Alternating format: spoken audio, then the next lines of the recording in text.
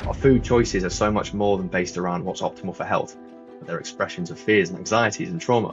It's not that there's actually a lack of male role models, it's a lack of visible male role models. With social media, and whether we're talking about misinformation or the manosphere and misogynistic content, it's whatever gets clicks does well.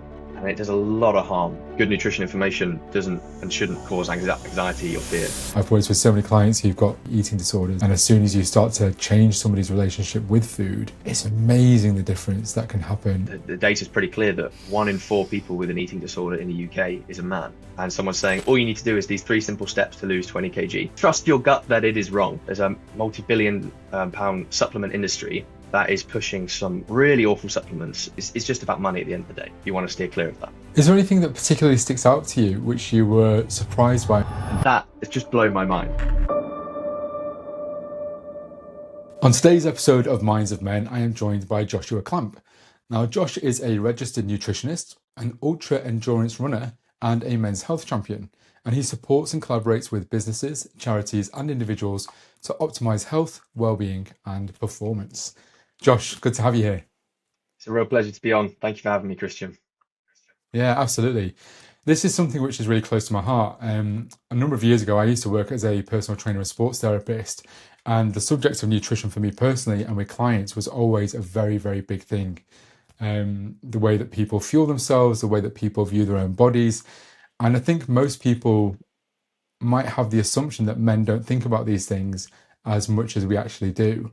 And that's my main reason for wanting you to come on the show today. So thank you. Yeah, it's again, pleasure to be here, and any chance to chat about men's nutrition is an opportunity I'll take. It's something that we need to talk more about, help men feel more comfortable talking about, and yeah, just help facilitate those conversations as much as possible because it really matters. Yeah, absolutely. What is it that you got you into the work specifically? So my background was originally in human biology, let's say. I did a undergrad degree in medical physiology at the University of Manchester, and then went to study a master's in human nutrition at the University of Sheffield because I really wanted to focus on the proactive lifestyle change side of health and biology, basically. And during my master's and throughout my career, and actually reflected an entire nutrition and dietetics industry, there's very few men. Only about 10% of all nutrition and dietetics professionals are men. And I found that was an ongoing theme throughout the whole of my career. And I uh, found then myself working in a lot of men's health environments. And I was originally leading the UK's, what was at the time the UK's largest digital weight management service for men, as well as doing some other projects. And it was fantastic. The conversations we were having, the people we were helping, the programs were working brilliantly. And unfortunately, the company I was working for didn't have the appetite at the time to invest in that and grow it and see where we could take it. But I knew it had some legs basically. And I really wanted to just talk more about men's nutrition more broadly and see where what other stones we could turn over and ways we could explore this subject. And so I then I went fully freelanced and launched the Men's Health Nutritionist. I've been doing that for just over a year now, and I've yeah, worked with organizations. I've worked with men's health charities, local authorities and local government. I've worked with kind of one-to-one clients who want support with their health. I've done some guest lecturing on the subject. I've worked with some small football teams. It's loads of different ways to deliver these conversations and platforms to share this message, I suppose. But yeah, it's a bit of a whistle stop tour into my journey to where I am now. Yeah, thank you. Like it's really nice to see that you've worked in so many different ways with people, in groups, one-to-one, through the NHS, through sports clubs.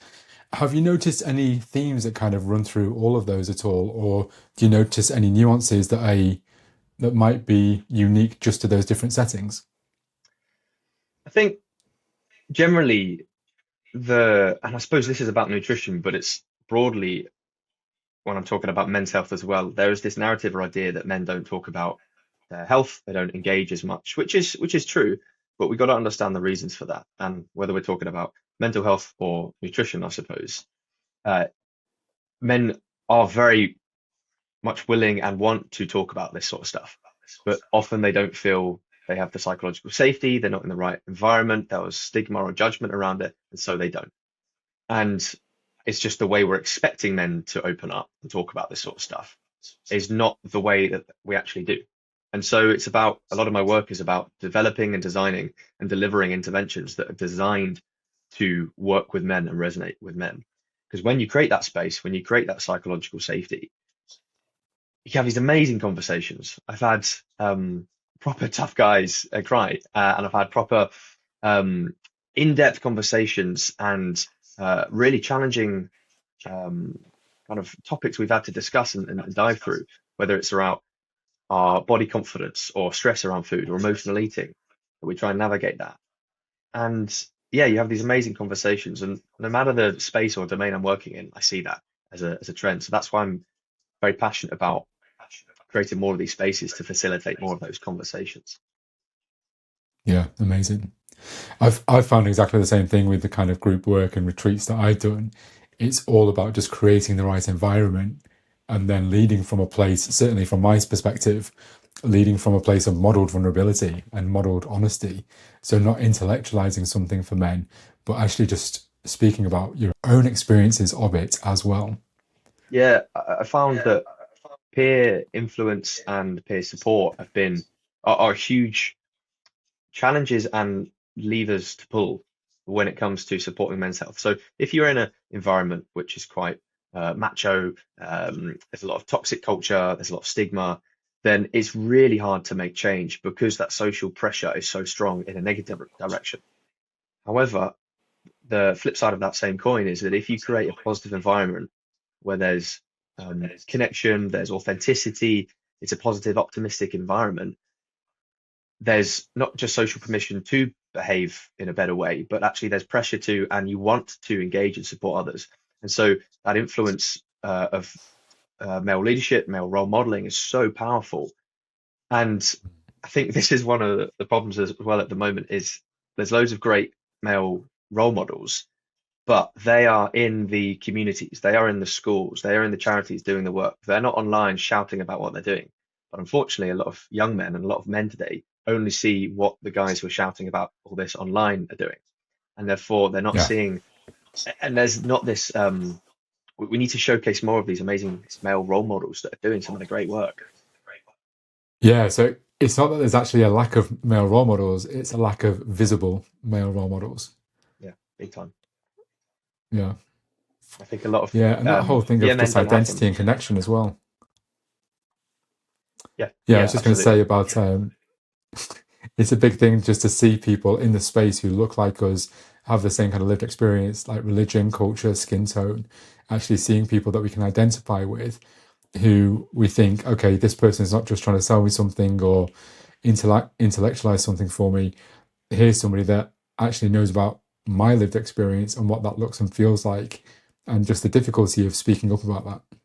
Yeah, absolutely. And I think with social media and with us living in an attention economy, the stuff that gets likes, views, and clicks is the stuff that does well, no matter whether it's good or bad. And whether we're talking about misinformation or um, the manosphere and misogynistic content, it's whatever gets clicks does well, Yeah, unfortunately. yeah, absolutely. And I think so much of it comes down to just like image, isn't it? And how we look and the kind of body type that we have, the penis size that we have, how attractive are we going to be to the opposite sex, all these different messages that we get from the outside coming in, and just the connotation of those. What does it mean to be desirable or to have self worth or Yeah, to be somebody that somebody else wants to spend time with? and I think, and why I love being a nutritionist in this space is that food choices, decisions around our diet are a great example of how fears and anxieties or upbringing or trauma can show themselves, for example.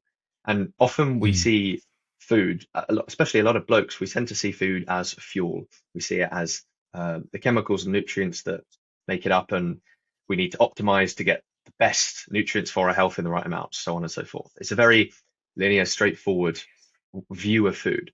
in reality, food is incredibly complex in terms of our decision making. There are financial considerations, there are cultural considerations. Food is stress relief, food is communication and connection. And there's so much that more than um, influences our food choices more than just our inherent willpower. And a lot of men Yeah. overlook that. And when they can't stick to new habits or a new approach, um, because they're trying to undo 20, 30 years of ingrained habits and wiring. And so we need to really understand the behavior approach that we take to changing our diet and nutrition and the psychology of it, rather than just seeing it as carbs and protein and macros and calories. Yeah, 100%. I think what really sticks out for me as you were saying that is just me growing up as a child, just how important like Sunday dinners were in the family. It'd just be an opportunity for all the family to gather together. We'd all be sat around the table. My grandmother was German, so big roast spread, and everything would have butter, cream, and sugar. And it wouldn't necessarily be a question of finishing what's on your plate. It would be a question of clearing the table. So having grandparents or parents who are real feeders and they really express love through food and connection and family through food. And I think, like you just said there, most men these days get very prescriptive with it and reduce it down to its base elements. And I think that reduces it down to elements of isolation and loneliness as well. When you kind of be so strict and stringent in when you eat, how many meals you eat per day, what the contents of those meals are, and how much are you isolating yourself just by doing that. One of the most common questions I get asked is, can you write me a meal plan? And I always say no, because I could write someone a meal plan. I could say, yes, here's 5 meals, 5 recipes, and everything you need to eat for the next 2 weeks, let's say. And you could do that. You could follow it. You could stick to it. You could even lose a bit of weight from it, get a bit stronger. Great. But once the initial motivation has faded, motivation wanes. We are reliably bad at accurately predicting how much motivation we can muster up in the future, right? Once that motivation is gone, old habits come back. Without really Yeah, understanding the habits you have, the priorities you have, the preferences you have, and how and why you make choices you do around food, you're always going to go back to those same old habits. And so when I work with a client, when I'm working with someone, I don't give a meal plan. In fact, for the first week, I probably won't change anything. I'll get them to do a food diary, for example. And that's useful for me to understand what it is they're actually having. But it's also useful for them because they get a real accurate look at what actually am I having day to day. Because often what we think we're having is different to what we're actually having. And so you get that yeah, oversight. The experience of doing it is really, really helpful. And then that, again, allows me to provide some suggestions.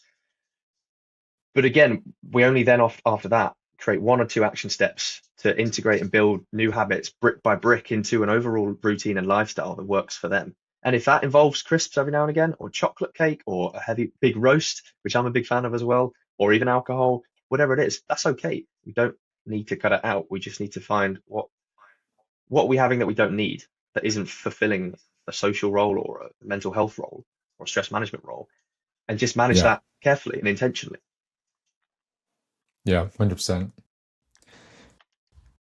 And just thinking back, like over my life of different periods I've had of trying to lose weight or eat certain diets, how I've gone through different phases, and just what my relationship with food has looked like and what it looks like nowadays. And I very much kind of eat to fuel myself, definitely, to have a healthier lifestyle. But sometimes it's like, okay, I want to have a particular flavor or a particular texture. And how do I want to feel afterwards? Do I know certain foods give me brain fog or make me feel sluggish or give me like excess gas and things like that? And I think, okay, well, I want something which is going to be nutritious but light, but still allow me to have focus for work for the second half of the day. And now that's my relationship with food, which allows me a lot more mental clarity and a lot more kind of ease and comfort in my own body and how I function day to day. Absolutely. The stress that someone carries from worrying about how many grams of protein or how many calories they're getting or whether this food is good or bad or X, Y, and Z, the stress that brings can often do more harm, well, often does more harm than good. And actually, often does more harm than actually just eating the chocolate bar or eating the pack of crisps. Again, Yeah. it's not about restriction or excluding things. And one of the big pieces of advice I give to clients is switching to an additive mindset rather than a subtractive mindset. We're told all day, every day, you can't have this, you're not allowed this, you shouldn't have this, focusing on the negative and what we can't have. Swap it around and say, what can we have? What is going to fuel us? What we allow more of? What do we enjoy and can have in abundance? And so finding healthier foods doesn't always have to be perfect, but finding foods that are a little bit healthier and having more of them and prioritizing those. And naturally, that rather than creating a vacuum that gets filled with something worse or leaves frustration and feelings of restriction, you create a sense of abundance and clarity and mental headspace that allows you to actually um, donate to all of our other uh, parts of our life that demand attention. Yeah, I love that. I can see just that really simple reframe must have such a huge impact for so many people. I've worked with so many clients who've got either have had currently or had historically eating disorders like anorexia and bulimia and relationships where they comfort eat or punish themselves with food in different ways.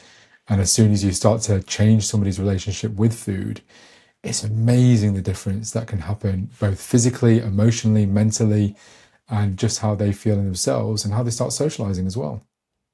Yeah, it's the subject of eating disorders and disordered eating is such a fascinating one. And I'm not a dietitian. I'm not to diagnose or treat anyone, but I want to raise awareness and um, build confidence in guys that may be struggling uh, to take action and get support from those that can directly treat and help manage eating disorders with a dietitian or doctor, for example. But I know the data is pretty clear that 1 in 4 people with an eating disorder in the UK is a man. And actually, the number is probably a lot higher because of underreporting or misdiagnosis, misunderstandings around it. The old criteria for Yeah. how eating disorders or disordered eating was diagnosed was based off how it presented in women. And so men who perhaps may uh, be focused on with larger bodies focusing on building muscle, and there's a lot of confusion in the diagnostic criteria. And GPs, for example, um, or clinicians that may not understand how eating disorders or disordered eating present in men may overlook some real harmful behaviors. And one of the real problems is that often it's the behaviors that are the most problematic are the ones that we're praising. The getting Yeah. up every day, 5 a.m. to the gym, having steaks. I've worked with clients who have steak every day for breakfast. Or I've worked with clients that have fasted for 4 days because they felt they need to, or have entirely cut out um, sugar for a week and then find themselves binging on it for 2 nights out of pure guilt or whatever it is. Um, yeah, there's loads of ways that these all disordered eating patterns can present themselves, and we need to raise awareness around that. Let guys know that men experience that, and that's okay, and support is available, and we want to have healthy conversations around this. Yeah, 100%. Is it just adults that you work with, or do you work with young people and children as well? So I mostly work with adults. My one-to-one coaching client base is normally men in their 40s to 60s, let's say. In NHS programs on another group coaching services, it's a big age range. I've actually recently started a project with some under 18 lads, 16 to 18s, with some of the football teams up north and some of their under 18 teams. And we've been doing some nutrition education work, trying to raise awareness around, health, again, healthy conversations around nutrition, framing it around performance and health and making it resonate and again, trying to communicate a healthy approach to food, basically. Yeah, amazing. Yeah, I can imagine that would have such a huge impact, especially that those 16 to 18-year-olds as well. Just having somebody who's relatively young themselves coming and Yeah. talking about this subject. Just going back to that statistic that you shared at the very beginning, like less than 10% of people in your profession being male.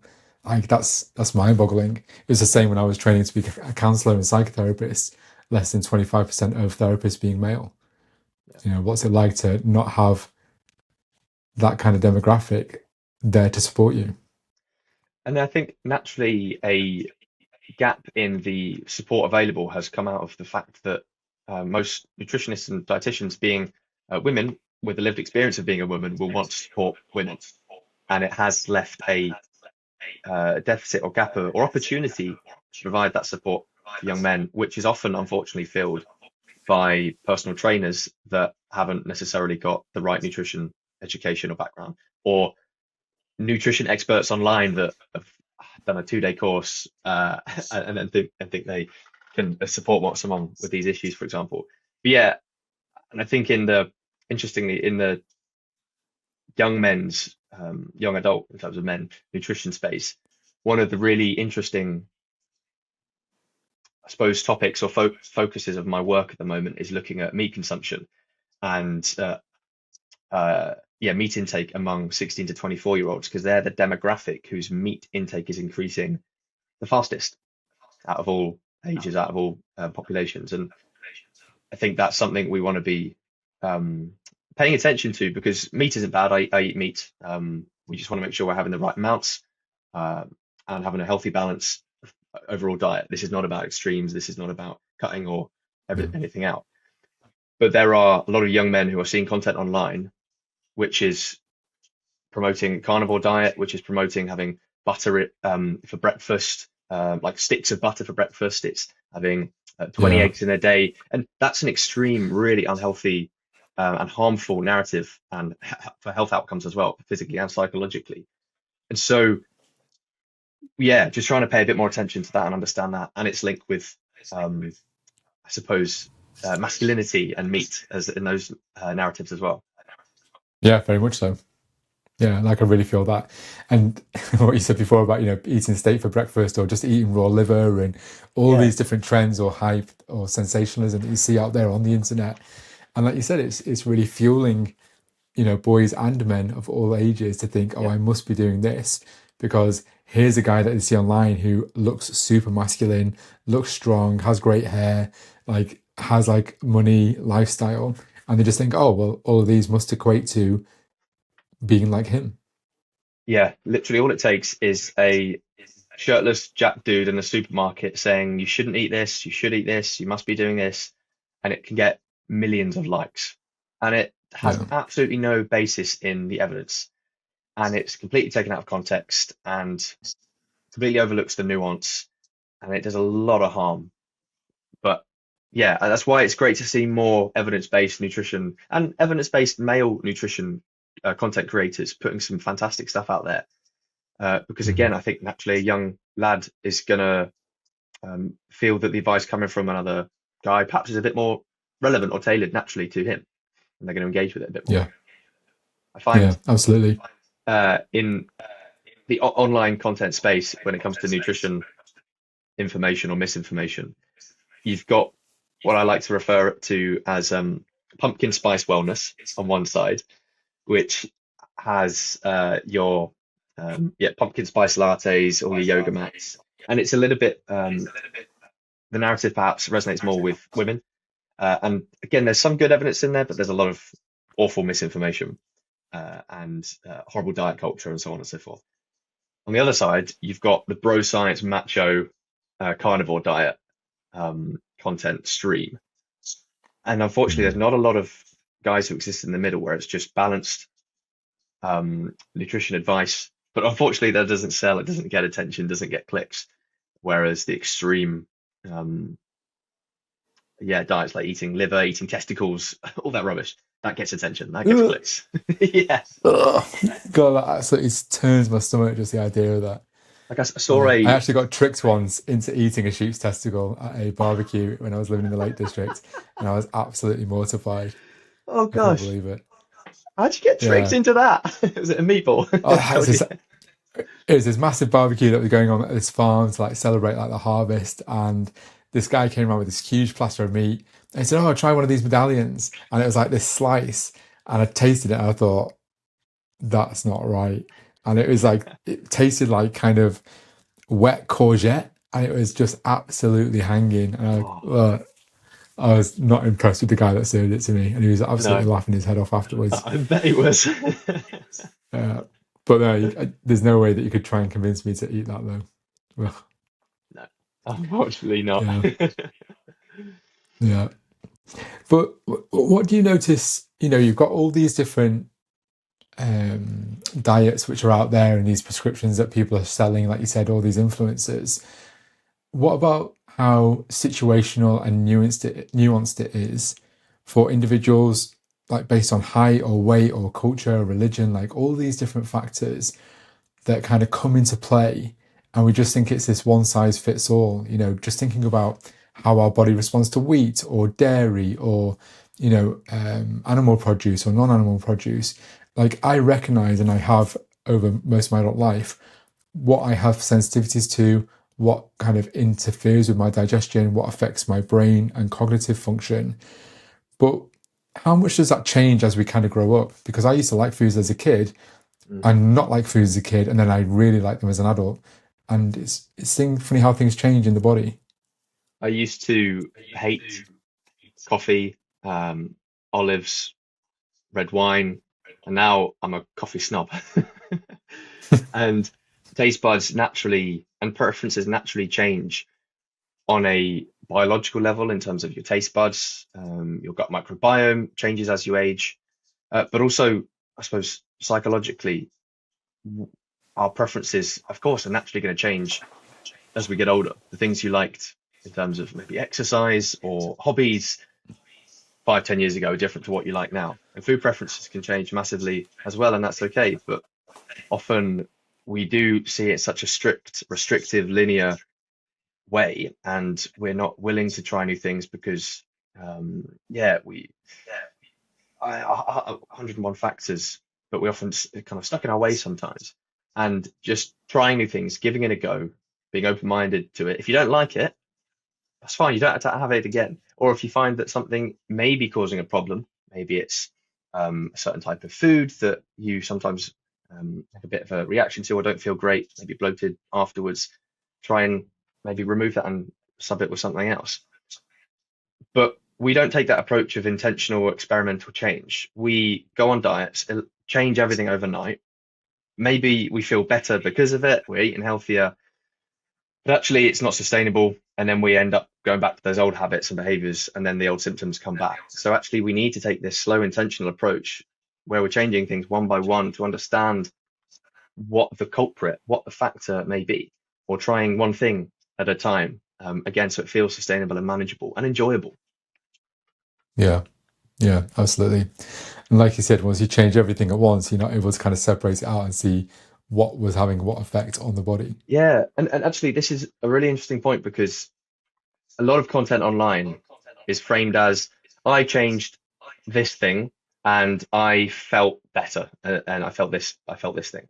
So for example, someone might say I cut out meat or I ate loads of meat or I cut out this vegetable or I added this vegetable or I tried this supplement or I stopped doing the supplement, whatever. And then I felt this way. I felt great. I stopped bloating. I my headaches went away. I lost weight, whatever it is. But often when we make a change, we often change loads of things at once. We're probably going to be sleeping better. We're moving a little bit more. We're probably, if we're suddenly focusing to eat loads of meat, for example, that often means we're probably cutting out a lot of ultra processed and refined sugars and unhealthy ice cream, whatever. And so Yeah, if you change loads of things, but claim that your success and the outcome that you've got is dedicated to that one thing that you're talking about, that completely overlooks the impact of the small but accumulating impact of all those other changes that you've made. And so that's why it's such a why those videos lack that nuance, because there's so much behind the picture that's been going on. yeah, and it goes back to what you have said something previous to me of actually keeping a food diary. Because you mentioned before about making food plans for clients and you don't like to do that, but saying actually just keep a food diary of everything so that you can really monitor what you do and do not consume through the day and actually Yeah. what that change looks like. So basically what you just said there of actually eating more meat, but you're cutting out all the processed stuff, but you're not consciously recognizing how much change is actually going on. Yeah, I do recommend, ideally with the support of someone, just so they can do it in the right way, but taking a food diary of yourself, writing down everything you eat for a week can be really beneficial. And I don't mean recording every gram, every calorie. I think that can become way too um, complex and detrimental to progress. But writing down what you eat in a judgment-free, guilt-free way, if you have stuff, often we have a perfectionist mindset, and when we track a diary, and this happens with my clients all the time, they'll write what they want me to see, or they'll write what they want to be written down on paper because they want to look back and go, oh, I've had a great week. But the purpose of Yeah. doing a food diary is not to confirm that you're doing great. It's to identify what's going wrong and how to improve. Yeah. And so writing down everything can be really helpful. And again, I want to really emphasize that it's not about finding more ways to criticize yourself or find ways to go wrong and focus on that. But that evidence that you write down on paper, that's really helpful data you can use to identify the next steps.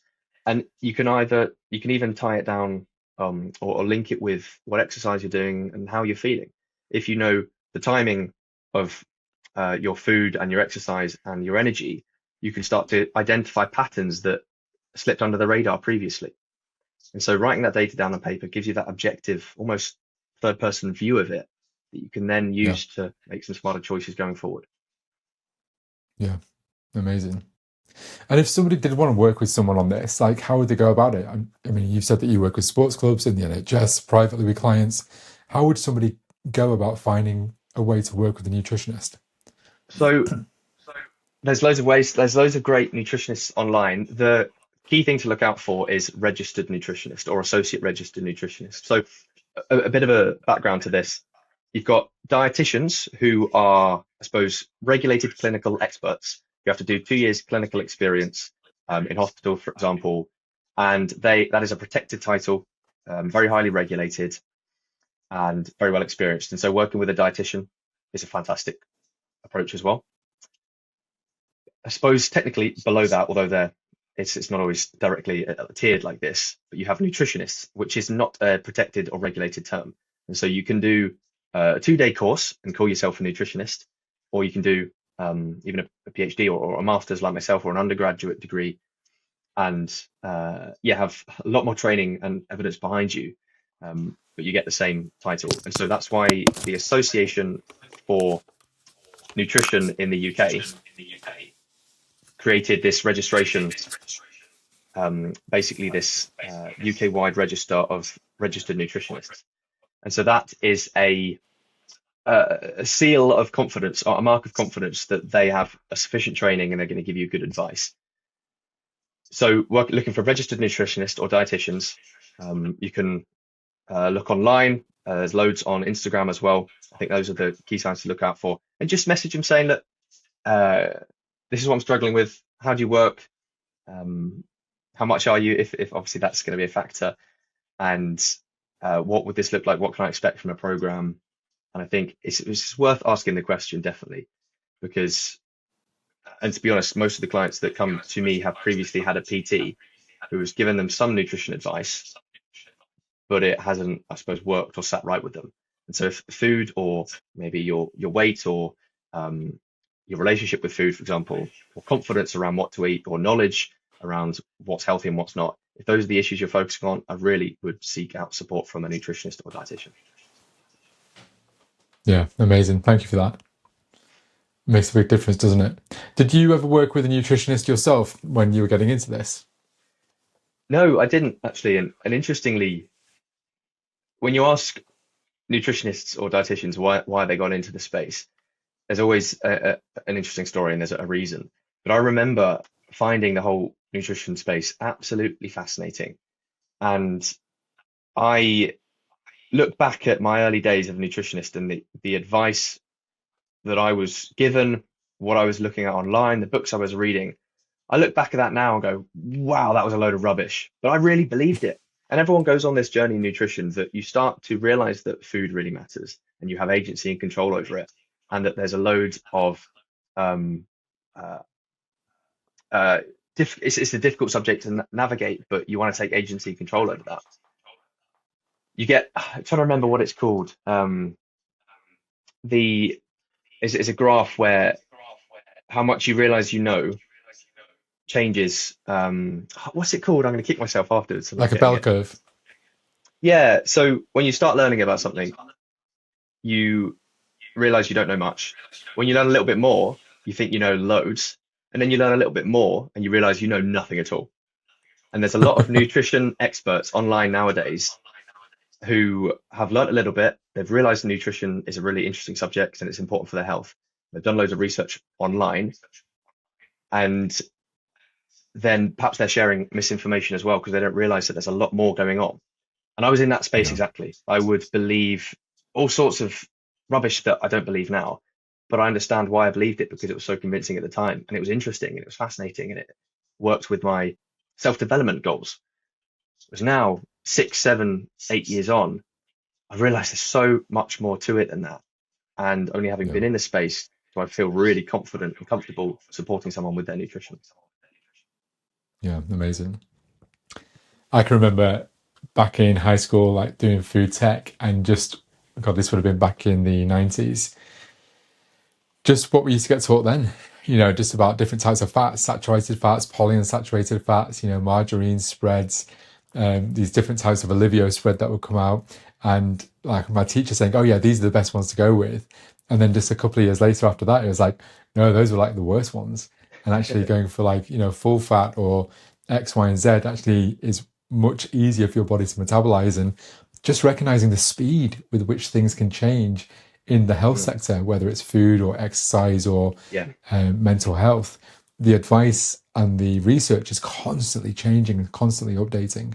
Yeah. And actually, it would be good to talk about some of the key principles or red flags or how to navigate some of the nutrition misinformation online.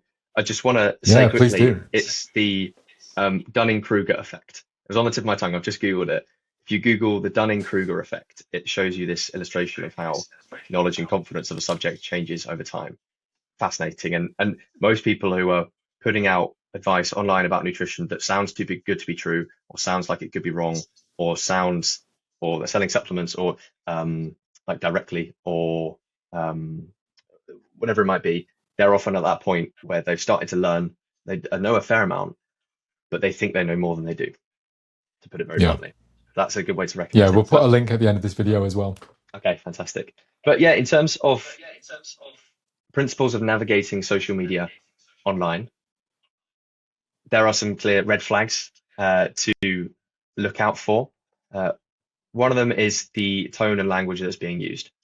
If fear is being used, if it's playing on anxieties, if it is um, very emotive or angry, then often, again, that's being used as a device to engage or sell you something. Good nutrition information doesn't and shouldn't cause anxiety or fear. Yeah. If something sounds too good to be true and it's offering a one size fits all and sounds way too simple, and someone's saying all you need to do is these 3 simple steps to lose 20 kg, then you can trust your gut that it is wrong and it's not going to be as effective, Yeah, how often do we hear that and see that? literally. Another thing is understanding motive. And this is difficult because sometimes you get genuinely great content creators sharing information that have links with brands, good quality evidence brands. Um, that yeah, there's nothing wrong with that. But unfortunately, is a multi-billion pound supplement industry that is pushing some really awful supplements through um, companies and influencers that do not give um, do not give uh, a crap about people's health. It's just about money at the end of the day. And Yeah. if the product if there's a direct link in their bio to a product or a service or a program that they're delivering that's going to promise to solve all your problems, then again, you want to steer clear of that. What else should I say? I think those are some of the main ones in terms of the tone, the one size fits all, and the motive. Really important to use that to spot misinformation. Yeah, thank you for outlining all of that. It's so easy, isn't it? Like there's just so many things that we see, these 5 simple steps or these 3 steps or Mm. follow this framework or follow this plan. And like you said, Oh, there's no basis to it whatsoever. if I can as well, I see this all the time when a them is created, a villain, whether it's scientists don't want you to know, or doctors don't want you to know, or Mm. even the big food, for example. And again, it's difficult to navigate because there is a lot of money being spent on lobbying around food policy, and there's been a lot of awful decisions being made about food production. And I could talk all about this in the context of ultra processed food, for example. But it's a very easy narrative to sell your program or to sell a supplement by villainizing this big food or villainizing doctors or supplements to sell your. Mm. There's there's so much complexity again that it just belittles into this villainous entity that I give you permission to ignore. Yeah, yeah, absolutely. And I do see it as well a lot with supplements. Back when I used to be a personal trainer and sports therapist, I used to work in a clinic, and they used to have all different types of supplements, but they were a really ethical clinic. You know, they did so much research into the different supplement suppliers, the brands, third party testing, recognizing what were the really good quality ones or what were the types that you could just buy in the supermarket, and they do nothing. You're basically just flushing your money down the toilet. You know, there's no basis for any benefit that it would ever have taking those types of supplements. So nowadays, I really do research, and I only take a handful of supplements. And I used to be, I used to take so much rubbish back in the day when I was like training or training to be a PT and getting on that bandwagon of just Yeah, like, protein and oh my God, like thermobols and so much rubbish. And it was just having such a detrimental effect on my digestion and my body. and your And wallet. I only ended up doing it. Yeah, I only ended up sticking to it for about 3 to 6 months, 6 months max. And very quickly I was like, nah, this is rubbish. Like I'm Yeah, not doing any of this anymore. for example, I work with or consult for a supplement company, and I originally connected with them because I really valued the brand, and they said, "Do you want a referral code to get discounts if people buy a product?" I was like, "No, I don't, because that I want people to support the brand and buy into the brand because the brand is great. I don't want to get product money from sales." And Yeah. I really like the owner. It's a fantastic brand. People probably see it on my profile, and I get involved and I'm helping them improve their formulation and just creating and really understanding the evidence around the products and the inclusion and the justification for the dosages, for example. And because I believe that it is again filling a niche in the market that I want to see more of. It's a men's supplement, and there's not many of those that are evidence based. And so when I saw it, I wanted to support it because I think as nutritionists in the evidence based space, we want to stay within our echo chamber of good advice and staying away from supplements and staying away from platforms or spaces where there's loads of misinformation.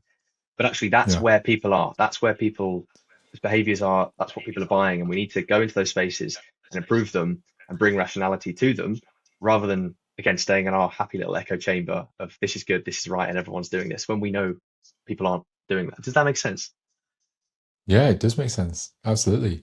Yeah. And what I'm hearing there is you have this integrity with the brand, but you're not trying to peddle it and push it. You're giving somebody a first instance of this is somebody that I work with and this is why I work with them. Yeah, But it's up to you to do your own research. I'm not absolutely. just going to try and peddle and push something on you.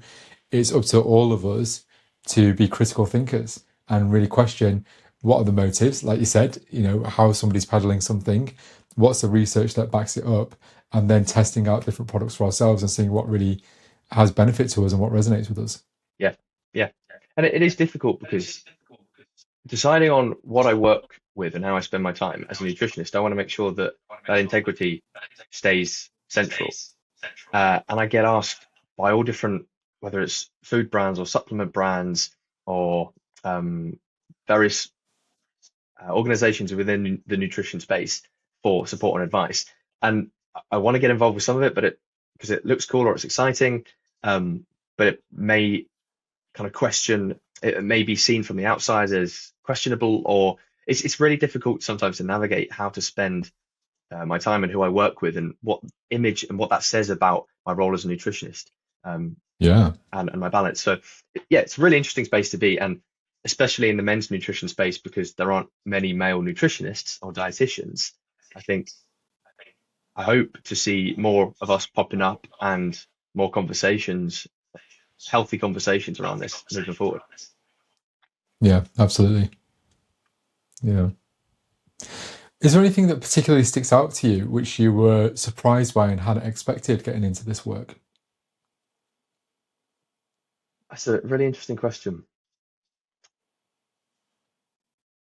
I think realizing just how, uh, oh, that's a really good question. Yeah, realizing just how much nutrition affects people's lives, not just physically. And what most people bicker over is the minor detail of, yeah, the nutrients, the amounts of protein, the types of protein, the carbs, different phytonutrients in vegetables or protein or fiber or whatever. People love to, and it's important to have those discussions in the right way. But like I said, returning to what I was talking about at the beginning, food is so much more than nutrients. Nutrition is so much more than nutrients. Food and diets are forms of connection and culture and expressions of trauma, outlets for control. Often, when a guy, I see this quite a lot, often when a guy um, is under threat, his job's at risk, or his relationship is struggling, and he's losing a sense of control, an outlet for control is often food or the gym. And so it becomes a form of restriction. I must do this so that I have control over something. And so again, Yeah. our food choices are so much more than based around what's optimal for health, but they're expressions of fears and anxieties and trauma. And that it's just blown my mind. Yeah. Yeah. I can really see that. It's amazing, isn't it? We don't really, or we're not usually aware of what our habits and our coping strategies are. And it's very quickly how they can escalate without us really being aware of it. So, what is first a coping strategy? What then becomes habitual? What then Yeah, becomes compulsive? And then addictive? And recognizing that it can become this cascade over a prolonged period of time. yeah, And kind of like the analogy of a frog slowly boiling in water, when it only happens bit by bit, we don't recognize it until we're 10, 15, 20 years in. And then we recognize the effects of where we're at with the body that we have, the digestion, the health issues. And it's like, holy shit, how did I get here? And how much work does it take to then claw back and undo all of those habits? and yeah. One of the biggest pieces of advice when I'm working in community settings or on different interventions, working with guys out, is basically to take action, do something, have a conversation, see a doctor, book a health check, get a blood test. If you're worried about something, be proactive. Don't wait until something happens. Don't wait till something bad happens. Often guys feel that if uh, the engine is running smoothly, the car's working, then probably nothing is fine and they don't need to get checked. But actually, you need to be proactive with getting your health MOT every year with your car and checking out your engine Yeah. in case there's something that hasn't popped up yet. And it's that preventative, proactive approach that can make all the difference a year from now, 10 years from now. Um, uh, yeah, in terms of your short-term and long-term physical and mental health. Yeah, absolutely. And again, I see it with so many men where we just don't prioritize that level of self-care. We don't think about it, do we? Whether we're son, husband, partner, brother, parent, we're usually putting other people's health and well-being Yeah, above our own and thinking, oh yeah, I'll do that later, or I'll do that next week, or I'll do that tomorrow. absolutely. Yeah, and I think again, it doesn't come from a place of, well, not always, but most of the time, it doesn't come from a place of I'm actively not engaging because I don't care about my health. It's more that I don't feel comfortable or safe to psychologically, like I'm going to be judged by my friends, my job, my boss, my wife, my family, whatever. And they don't feel they're able to take a step forward, or they don't know how to. They don't have the words, the literacy to understand the problem that they're experiencing with their nutrition or with their body or with their health, for example, or simply they've just got other priorities, families. Uh, uh, or, Again, it's changing massively, but a lot of men still are the primary earners in a household, and there's that financial pressure to keep Yeah. performing and having that job. With the current kind of economic climate, it's incredibly difficult. And I've worked with men who are so stressed and under that financial pressure. And so it's not about I don't care about my health. It's that I just don't have the capacity to really care right now.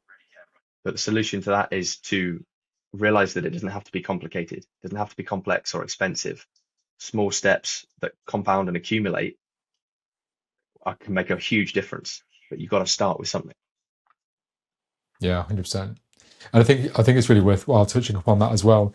Economically, how does that change? When you're really feeling the pressure financially. I was working with people as a counsellor who were having to access food banks. Yep. Everything that happened with Brexit, everything that's happening currently in society with food prices and fuel prices, people are feeling it Yeah. massively, massively feeling it, and that is really affecting public spending and people choosing to put their heating on in the winter or buy food. Yeah. And that seems like a ridiculous choice that somebody should have to make in today's day and age. Yeah. And shouldn't be overlooking that when it comes to nutrition advice. Yeah, absolutely. Yeah, there's so much in this, isn't there? And we don't even realize. We just see the surface level side of things, but there's so many facets to all of it. I could talk about this all day. Yeah, it's really encouraging as well, to have met you in the last 6 months and to actually hear about the work that you're doing and to hear about what's actually going on in society, either through the NHS or in private clinics or in sports teams as well. Just to know that these conversations are happening and that it is becoming more the norm, more visible, more spoken about, and those taboo topics are just getting more airtime just to make them normalized and realizing how common they are.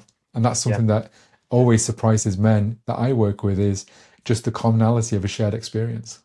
Yeah. The kind of flip side of this is the best way to stop people talking is to bring fear, shame, or guilt to a subject. And that's the exact opposite of what we're trying to do. There's been so much guilt, fear, and shame brought to nutrition and mental health and mental health, for example. And we just got to create spaces which are guilt-free. There's no shame, there's no stigma, there's judgment. Whether we're talking about exercise or relationships or finances or education or nutrition, spaces where people can ask openly, authentically, and honestly questions without fear of judgment. That is how you can really make a ripple that spreads beyond just that individual. Yeah, yeah, absolutely. And like you said, it's just that kind of 1% better each day, isn't it? Just making small changes, small increments, doing something that's manageable and not like this whopping great big change, Yeah. which you just then yo-yo from one thing to Yeah. another. Ignore that voice of perfectionism, ignore the all or nothing mindset, ignore the voice that says, well, if I can't do a full hour session at the gym, I might as well not go, or if I can't stick to my diet perfectly, I might as well give it all up. Something is better than nothing, always. Yeah, yeah. And I think we've got to be a bit kinder with ourselves as well. We hold ourselves to such a high account Hmm. as men, as high performers. Again, lots of clients that I work with, that all or nothing attitude, but just the idea if I don't do it this way, then it doesn't count. If I don't do it by myself, then it doesn't count. It's not real success. Yeah. And there's so many rules that we put in place for ourselves and so many roadblocks that we just box ourselves in without even realizing it. Yeah, massively. And I think that's why it's really helpful to get support from someone like yourself, or a counselor or therapist, for example, or support from maybe a personal trainer, maybe a nutritionist, maybe a dietitian. But seeking that help and getting that helping hand is so important because you Mm. have a limited view and vision. You can't have a perspective. You can never see. I'm going to butcher the phrase again. You can't see the back of your own head or something like that. You can't see Yeah, it yeah. all. So you need someone else to take a look for you sometimes. Yeah, you just need that perspective shift, don't you? And somebody else to come in and see what you can't see. Yeah, exactly. Yeah, amazing. Is there anything else that sticks out for you, Josh? I mean, I know that we've covered quite a few things here today, and I know there's loads more that we can cover, but what's like a lasting thought that you want to just kind of leave people with?